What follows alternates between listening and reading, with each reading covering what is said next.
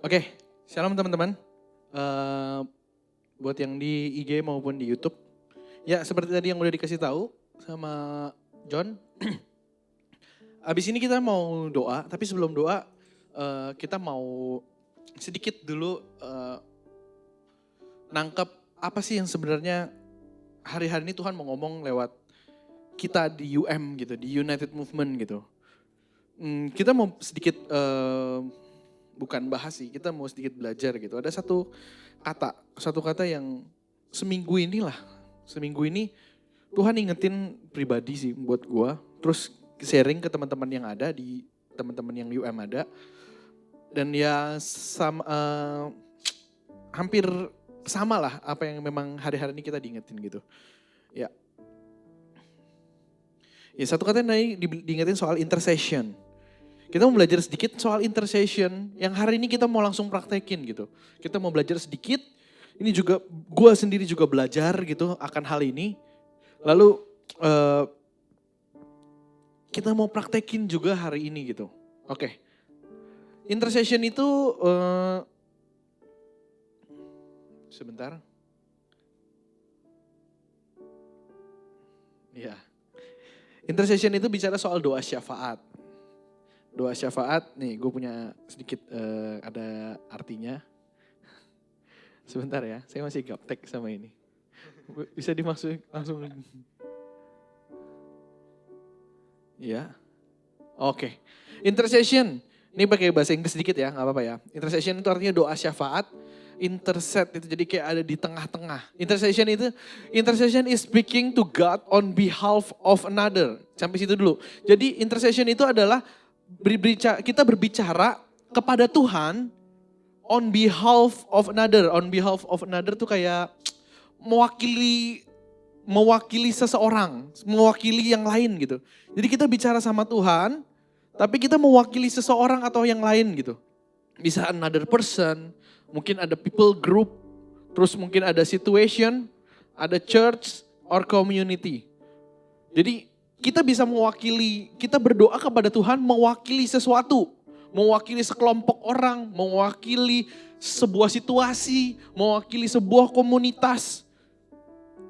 Sekali lagi ya, jadi intercession adalah doa, kita doa ngomong sama Tuhan, meminta, mewakili sesuatu. Nah, di sini dibilangnya intercession is a sacrifice of our time and life's focus. Jadi intercession ini ya butuh namanya pengorbanan waktu kita, bahkan fokus kita.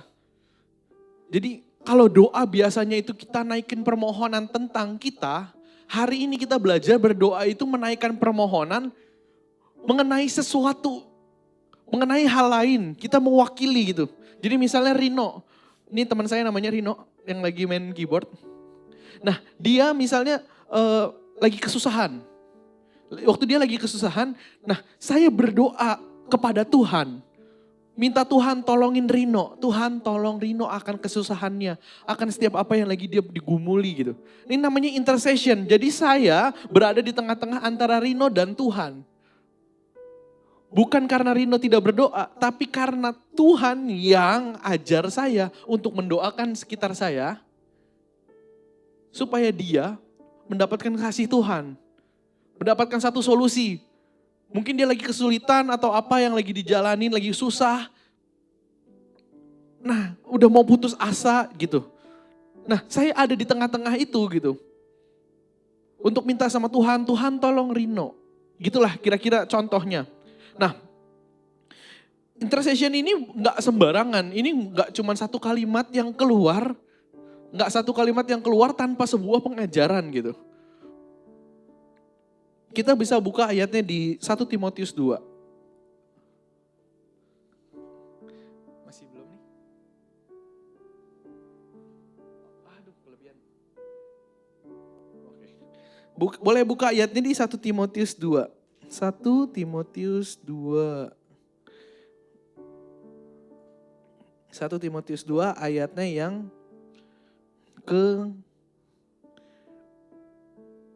ayatnya yang pertama.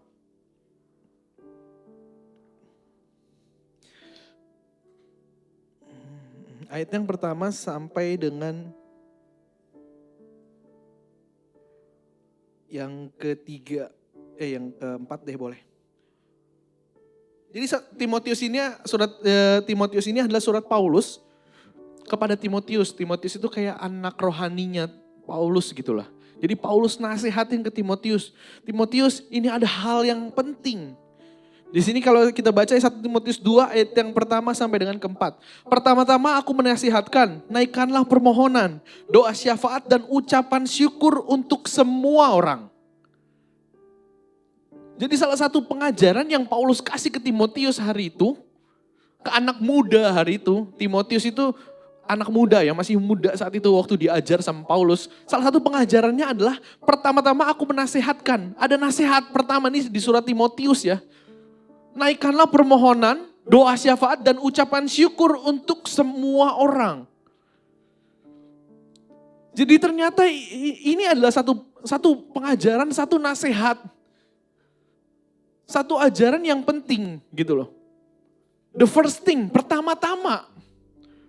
Jadi setelah nasihat iman yang harus, ya tentang keintiman itu ya jelas. Pengenalan akan Tuhan, ya itu jelas.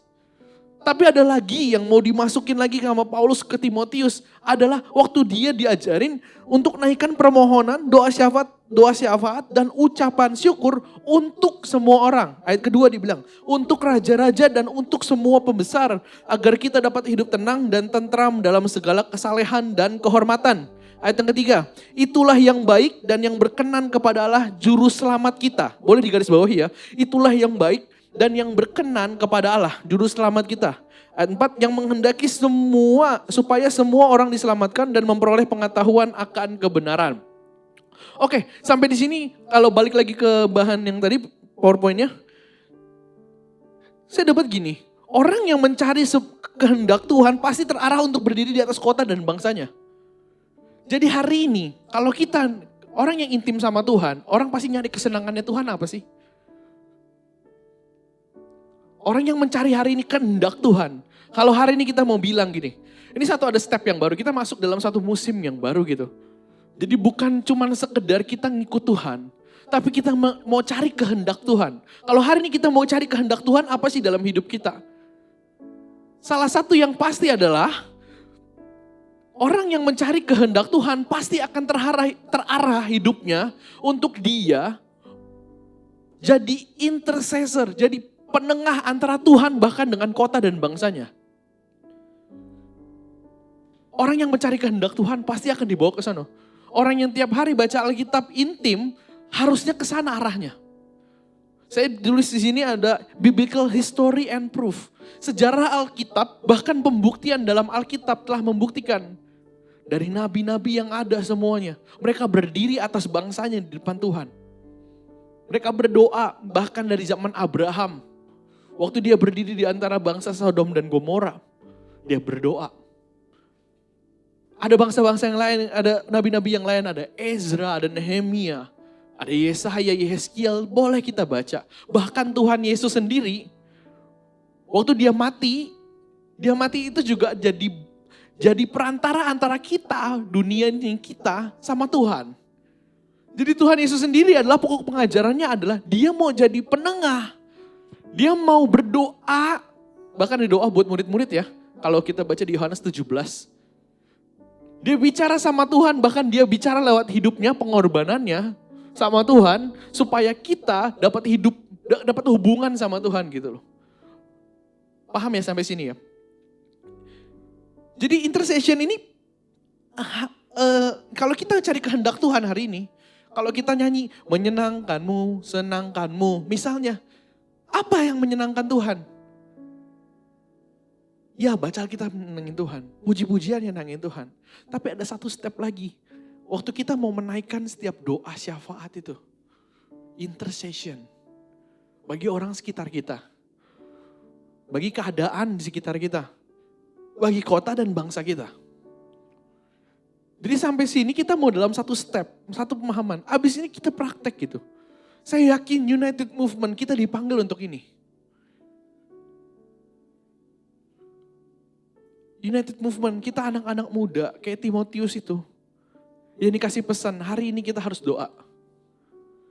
Mari kita jadi penengah antara bangsa ini, kota ini, dan Tuhan.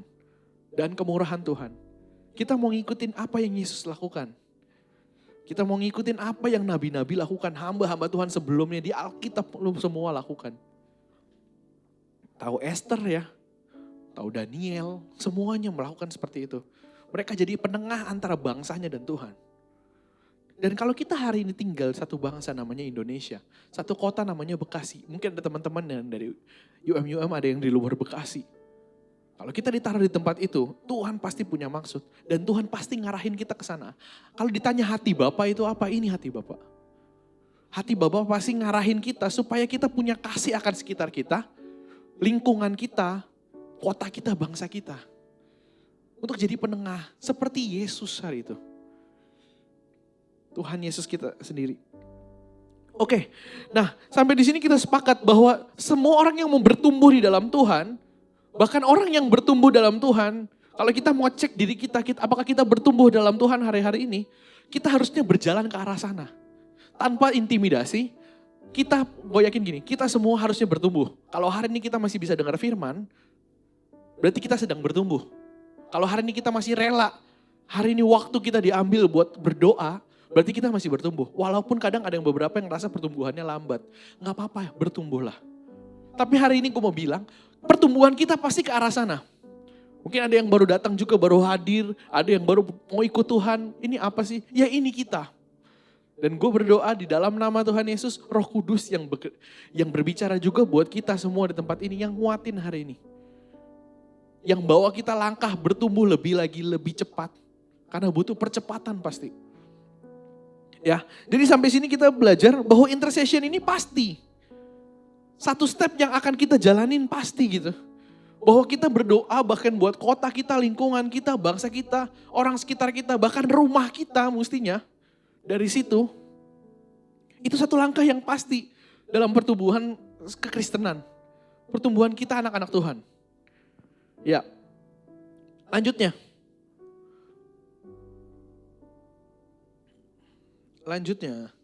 Oke. Ada satu kata namanya humble. Kita boleh buka 2 Tawarik 7 ayat 14. Ini ayat udah sering kita dengar. 2 Tawarik 7 ayatnya yang ke-14.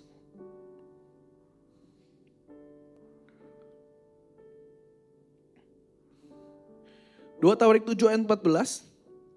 Ayat ini berkata, dan umatku yang atasnya namaku disebut merendahkan diri, berdoa dan mencari wajahku, lalu berbalik dari jalan-jalannya yang jahat, maka aku akan mendengar dari sorga dan mengampuni dosa mereka serta memulihkan negeri mereka. Doa ini gak keluar hanya begitu saja. Kata-kata Tuhan ini, janji Tuhan ini gak keluar begitu saja. Kalau cerita di atas ada Salomo. Salomo lagi bangun bait Allah seperti yang dijanjikan Tuhan. Salomo lagi bangun sebuah bait Allah yang memang Tuhan telah janjikan kepada Daud. Di mana Salomo tahu bahwa Tuhan gak mungkin tinggal dalam bait Allah. Sebuah gedung itu gak mungkin. Tapi Salomo cuma berdoa gitu. Tuhan, sekiranya kalau ada umatmu berdoa di tempat ini, merendahkan diri, tolong bantulah ibaratnya gitu. Bahkan kalau ada orang yang lagi perang, tapi mereka berdoa mengarah kepada bait Allah itu, namanya kiblat kalau sekarang itu. Kalau dia doa mengarah ke bait Allah, di mana mereka percaya bahwa Tuhan mendengar di bait itu, walaupun misalnya jaraknya jauh gitu, mereka berdoa ngadep, mereka tahu nih Yerusalem, terus bait Allah tuh ada di sebelah mananya gitu, di antara mereka gitu. Tolong Tuhan dengerin, cuma permohonan itu doang Salomo naikin. Salomo naikin permohonan itu dalam doanya. Kalau kita baca lagi dia mempersembahkan setiap korban, dia punya harapan supaya Tuhan denger saat itu. Biar ada tercipta Tuhan dan manusia bisa komunikasi di dalam bait Allah. Di situ tiba-tiba api Tuhan turun, membakar setiap korban-korban. Lalu Tuhan ngomong lewat pesannya, dijumpailah si Salomo ini. Dan muncullah ayat ini. Gue bacain dari ayat 12-nya ya. 12-nya, kemudian Tuhan menampakkan diri kepada Salomo pada malam hari ini dan berfirman kepadanya, telah aku dengar doamu dan telah aku pilih tempat ini bagiku sebagai rumah persembahan.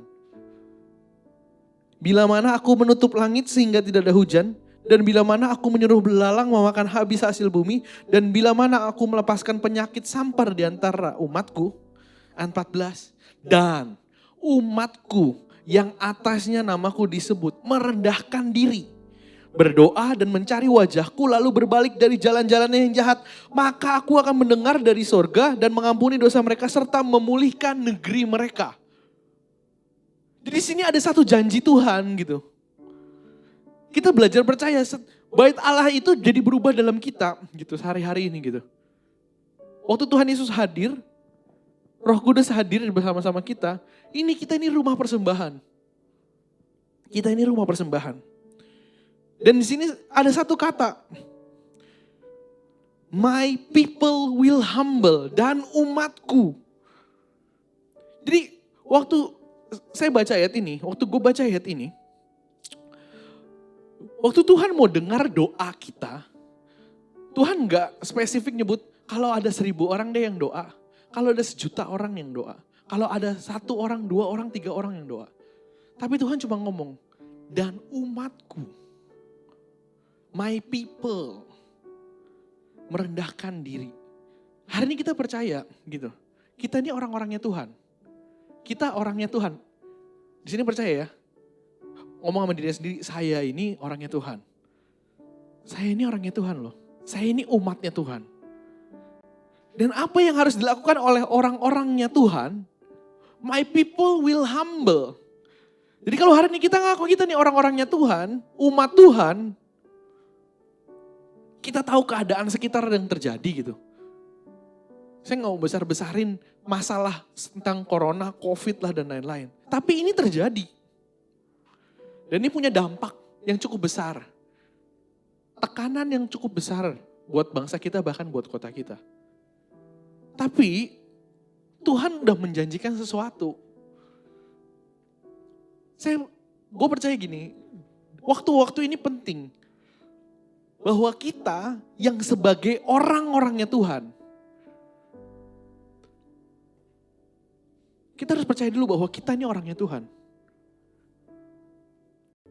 Dan mau merendahkan diri. Jadi kuncinya, intercession ini, orang yang mau menaikkan setiap doa syafaat itu kuncinya satu. Enggak satu sih, lumayan banyak ini. Kuncinya adalah kita sadar bahwa kita ini orang-orangnya Tuhan. Dan kedua, kita mau merendahkan diri. Doa syafaat, gimana ngajarin doa syafaat? Gak bisa, cuma bisa kita percaya kita orangnya Tuhan, lalu kita belajar merendahkan diri. Itu doa syafaat. Waktu kita belajar merendahkan diri, terus dia bilang apa? Berdoa dan mencari wajahku, lalu berbalik dari jalan yang jahat, maka aku mendengar dari sorga dan mengampuni dosa mereka serta memulihkan negeri mereka. Jadi hari ini panggilan kita sebagai umat Tuhan. Makanya banyak gereja-gereja juga udah mulai doain kota, doain bangsa. Itu bukan hanya lagi tren, enggak. Ini emang panggilan buat umat Tuhan hari ini. Jadi jangan salah gitu ya. Kok kayak gini ya? Tapi kayak gini gue yakin ini awal dari pemulihan akan semuanya yang ada. Ini awalnya umat Tuhan pasti bangkit, merendahkan diri. Dan Tuhan mau pulihin. Ini awalnya. Kota kita mau dipulihin, bless Bekasi, bahkan bangsa kita. Nanti kita mau lihat ada sejarah yang berubah. Bangsa ini kenal Tuhan, kota ini kenal Tuhan. Yesus sebagai sebuah harapan. Keselamatan yang besar. Ini awalnya, di mana orang, umat Tuhan hari ini, kita belajar jadi orangnya Tuhan yang mau merendahkan diri. Ini doa syafaat, hari ini kita mau praktek gitu. Gue yakin gitu, ini yang memang hari ini Tuhan mau kasih hatinya buat kita. Tuhan mau kasih agendanya buat kita. Supaya kita bisa satu agenda sama Tuhan. Kita jalanin. Di depan ini ada tekanan lah apa yang terjadi hari-hari ini. Ini panggilan. Keadaan yang memburuk ini adalah panggilan buat umat Tuhan untuk merendahkan diri kita sama-sama. Berdoa. Ini panggilan kita. Ini panggilan United Movement juga. Walaupun kelihatannya masih muda, Timotius masih muda, itu yang pertama-tama harus dia lakuin. Oke, boleh next. Jadi kita, we are your people. Hari ini kita mau declare gitu. Selama saya lagi share ini, sambil declare ya dalam dirinya. Tuhan, saya ini orangnya Tuhan. Tapi kadang masih begini, masih begitu. Enggak, ini saatnya kita merendahkan diri. Masih banyak salah, pasti. Kalau hari ini kita masih banyak salah, pasti. Tapi Tuhan cuma bilang, tipe orang umatnya Tuhan itu bukan bener 100%. Bukan sok suci dan sok kudus. Tapi orang-orang yang mau merendahkan diri dan dikuduskan dan disucikan. Mau merendahkan diri, cari Tuhan, cari wajahnya. Kita mau belajar dari satu pendoa syafaat juga. Gue mau bilang dia ini seorang pendoa syafaat juga. Di kitab yang tertulis tentang kisahnya, Nehemia. Kalau di bahasa Inggrisnya itu punya apa namanya? Punya perikop pertamanya dikasih judul Nehemia Prayer. Kita bukan Nehemia 1. Sedikit kita mau baca cerita tentang Nehemia ini. Sebelum kita doa. Jadi Nehemia pas lagi diingetin tentang intercession ini selama seminggu kemarin, gue juga belajar gitu. Gue belajar banget gitu. Maksudnya bukan gak biasa doa syafaat, tapi apa ya? Ada hati yang mau diubah, ada fokus yang mau dirubah waktu kita mau masuk ke dalam ini. Dan Tuhan ingetin satu kisah namanya soal Nehemia 1. Nehemia Prayer. Gue bacain ya, Nehemia Prayer. Nehemia 1, doa Nehemia bagi orang Israel. Riwayat Nehemia bin Hakalia. Pada bulan Kisleu tahun ke-20, ketika aku ada di Puri Susan, datanglah Hanani, salah seorang dari saudara-saudaraku dengan beberapa orang dari Yehuda.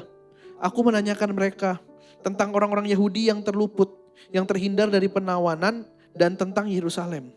Kata mereka kepadaku, orang-orang yang masih tinggal di daerah sana, yang terhindar dari penawanan, ada dalam kesukaran besar dan dalam keadaan tercela. Tembok Yerusalem telah terbongkar dan pintu-pintu gerbangnya telah terbakar.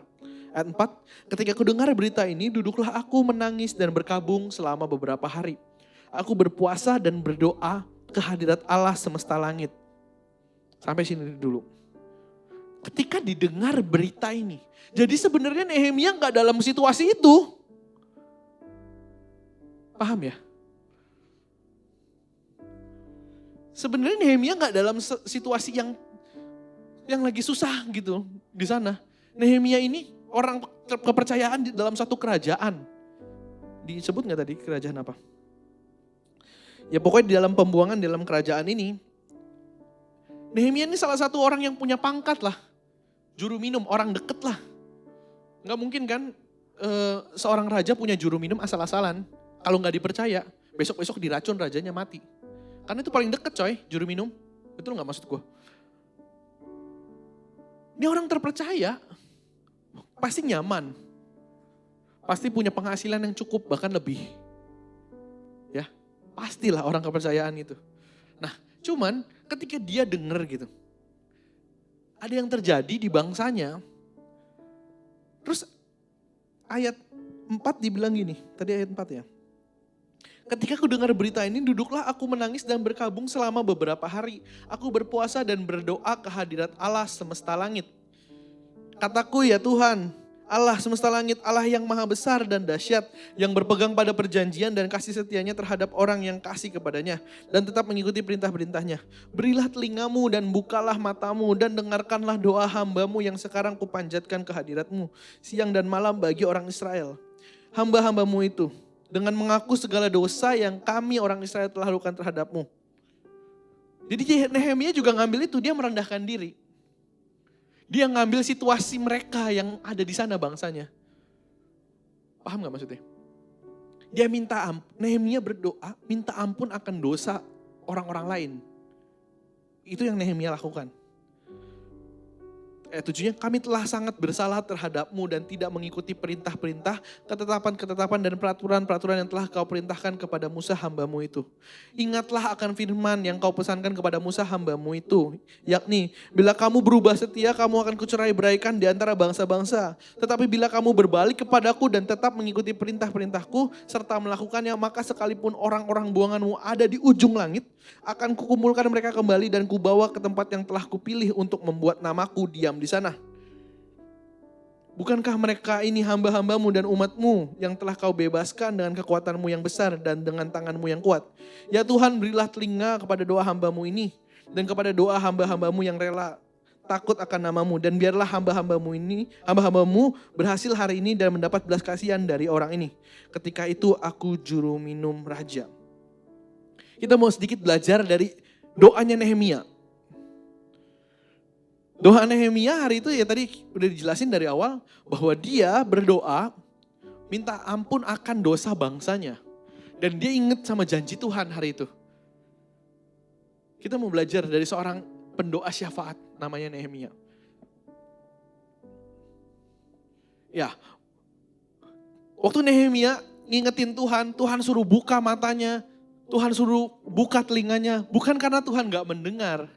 Gue ingin gini, bukan karena Tuhan lupa, jadi kita harus mengingatkan.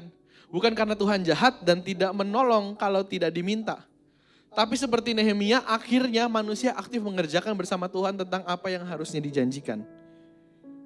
Di situ Nehemia berdoa, di situ dia ngambil langkah. Kalau di ayat terakhir ini gini dibilang, ya Tuhan berilah telinga kepada doa hambamu ini dan kepada doa hamba-hambamu yang rela takut akan namamu. Dan biarlah hambamu berhasil hari ini dan mendapat belas kasihan dari orang ini. Nehemia mau maju ke raja hari itu. Dia mau minta sama raja, Raja saya mau pulang kampung ibaratnya gitu. Saya mau bangun lagi kota saya, mau bangun lagi tembok Yerusalem. Jadi pendoa syafaat namanya Nehemia ini, waktu kita doa, kita harus punya, kita pas belajar ini gini ya. Nehemia enggak cuma berdoa mengeluh.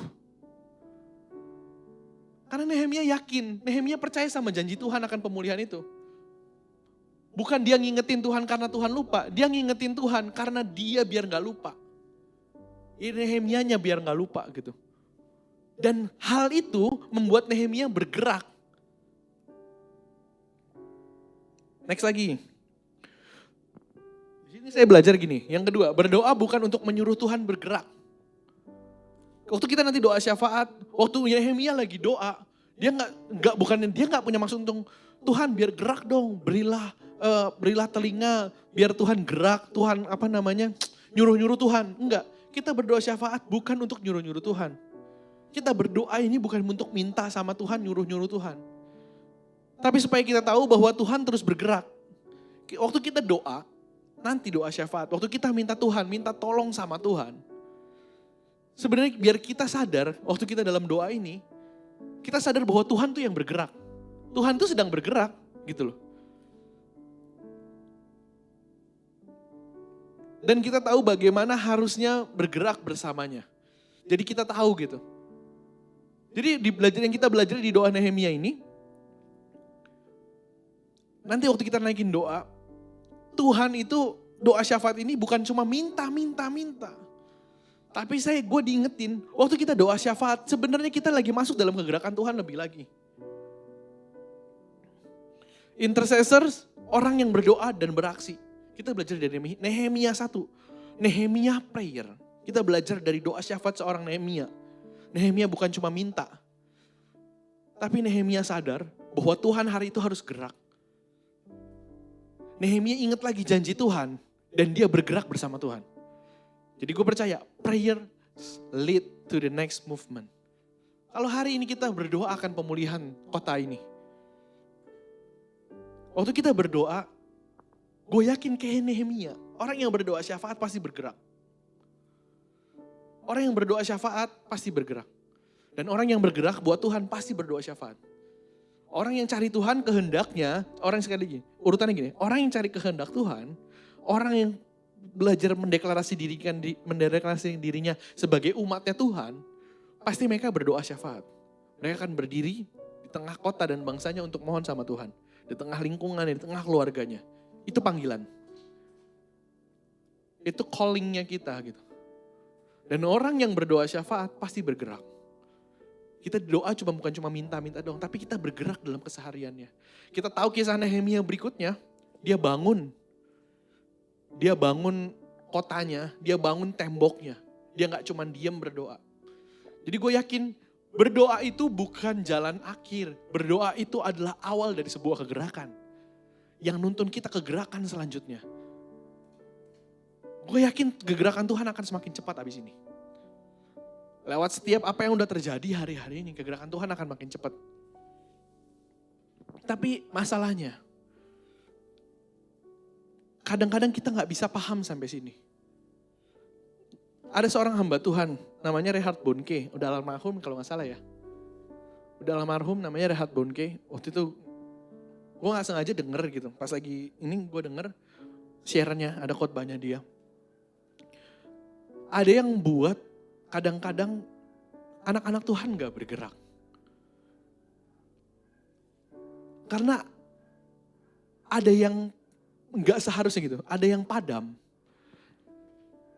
Jadi diingetin gini, ada kata waktu kita nerima baptisan dalam Roh Kudus, ada juga namanya baptisan api hari itu. Ada baptisan api. Hari itu baptisan api selama ini yang gue dapat juga, yang gue paham, baptisan api itu kayak kesengsaraan, pemurnian. Waktu kita terus dimurniin.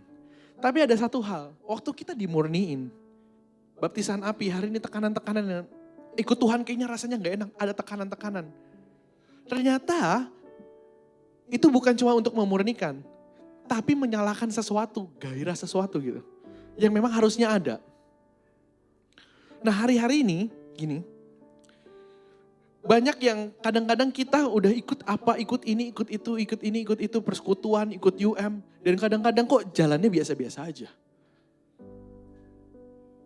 Kurang dibakar. Padahal sifat Roh Kudus, kalau kita hari ini belajar, Roh Kudus itu lagi bakar kita.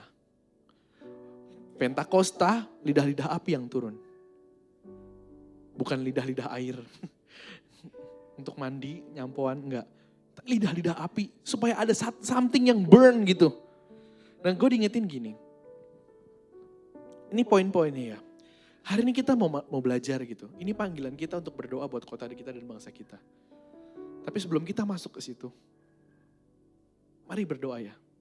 Supaya Roh Kudus itu, roh yang luar biasa itu, hari ini membakar kita lebih lagi. Dan hari ini gue mau bilang gini, gue berdoa di dalam nama Tuhan Yesus. Yang belum terima Roh Kudus, hari ini terimalah Roh Kudus. Saat ini ya, waktu lagi kita share gini. Ada yang rindu gitu, Tuhan tolong gini. Ada yang mungkin penasaran, minta sama Tuhan. Dalam nama Tuhan Yesus saya mau terima Roh Kudus. Dan mungkin ada yang hari-hari ini mulai padam. Minta, Roh Kudus bakar saya kembali. Ini awalan kita. Ini kita mau jalanin. Habis ini kita mau prayer group. Kita mau ke kelompok-kelompok. Ntar lagi ada link Zoom yang nanti mungkin disampaikan lewat chat. Teman-teman masuk aja ke link Zoom itu. Nanti kita dibelah-belah. Kita mau doa bareng-bareng. Pertama kita mau doa bareng-bareng. Buat kita yang ada di tempat itu, kita mau doa sama-sama. Biar Tuhan yang bakar kita hari-hari ini. Ini udah waktunya Tuhan. Biar gak ada roh yang padam. Gak ada orang yang dingin, menjadi dingin, kasihnya juga menjadi dingin. Tapi hari ini biar temperatur kita, membuat kita temperatur kita tuh pas gitu.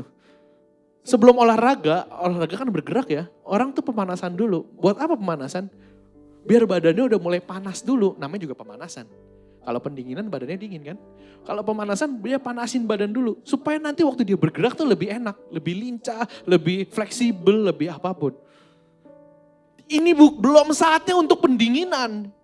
Ini justru saatnya kita buat pemanasan, buat ikut dalam kegerakannya Tuhan. Ini waktunya kita menjadi panas. Ini waktunya kita berapi-api dalam Tuhan, ada passion yang Tuhan udah taruh. Ini undangannya Tuhan. Kejadian-kejadian yang ada, ini juga undangannya Tuhan. Bukan karena Tuhan jahat. Hari ini ada yang menimpa begitu dan Tuhan kelihatannya kayak diem aja yang terjadi akan kota kita, bahkan bangsa kita gitu. Bahkan dunia ini. Tuhan gak diem aja, ini panggilan. Ini panggilan buat setiap kita masuk dalam apa yang lagi Tuhan cita-citakan tentang pemulihan itu. Kalau kita lagi dalam satu tekanan rasanya gak enak, jangan cuma ngeluh. Tapi mestinya ada yang terbakar, burn gitu di dalam diri kita. Temperaturnya pas buat kita sama-sama jalan sama Roh Tuhan.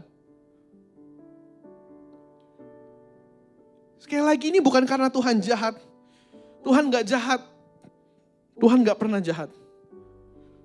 Tapi dunia ini memang menjadi jahat.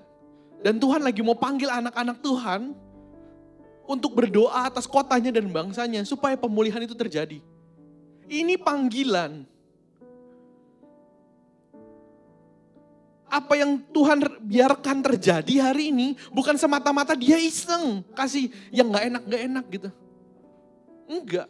Tapi ini panggilan supaya namanya pemulihan yang datang dari Tuhan itu terjadi. Karena Tuhan gak mungkin sia-siain sebuah nyawa. Padahal dia mati buat nyawa itu. Tuhan gak cuman sia-siain kematian-kematian yang ada tambah banyak. Kita makin dengar ada kematian tambah banyak.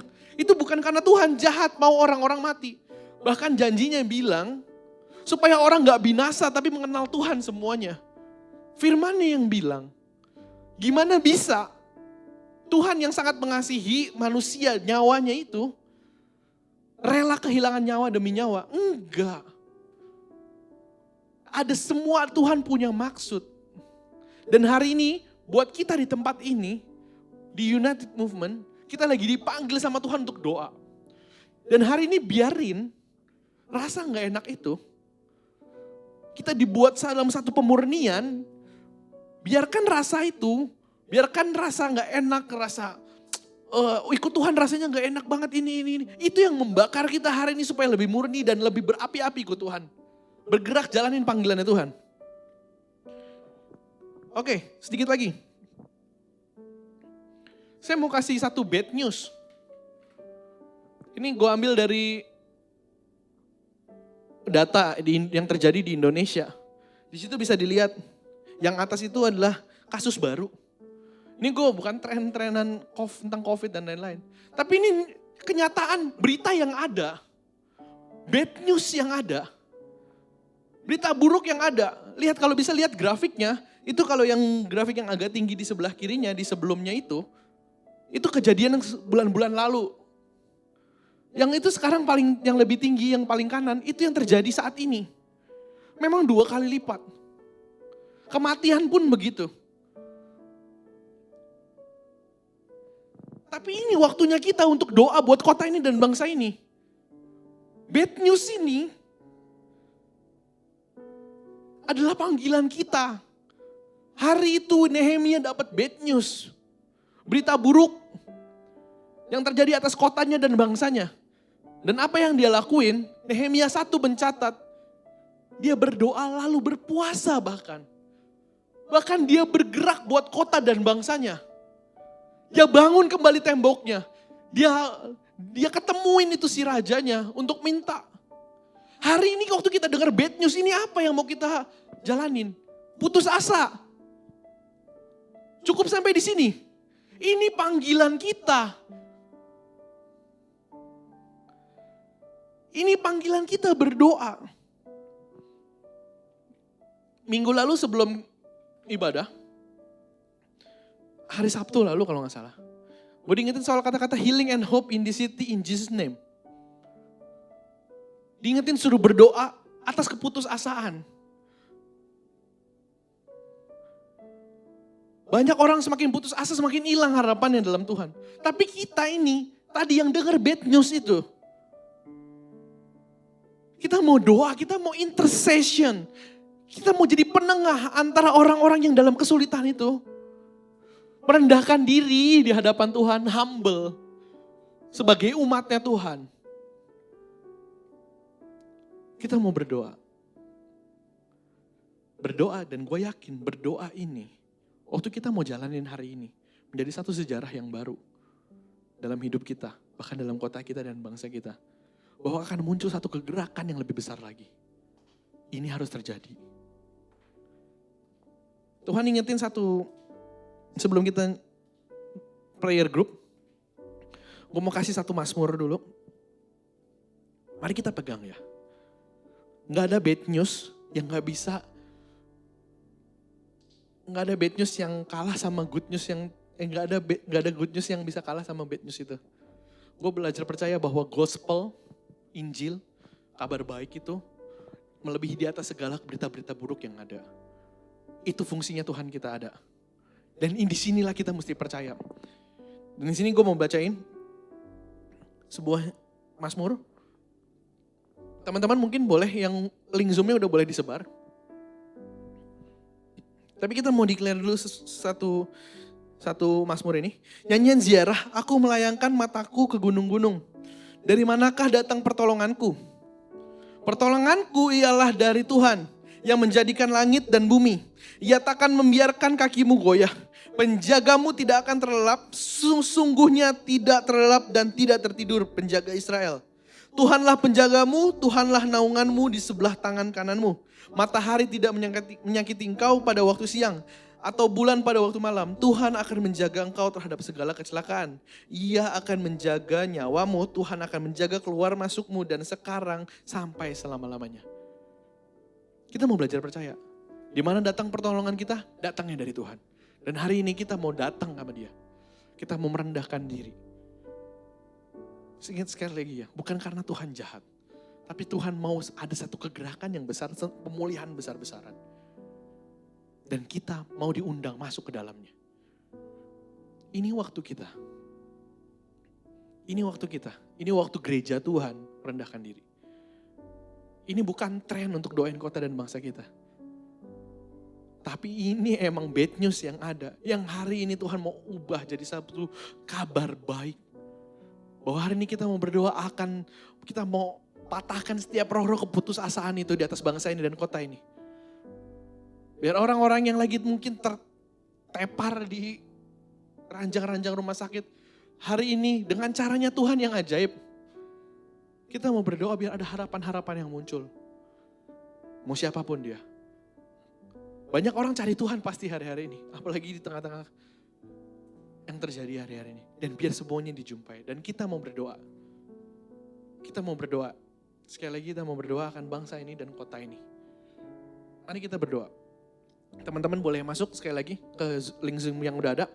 Teman-teman yang di Zoom, yang siap-siapin Zoom-nya, boleh langsung disiapin.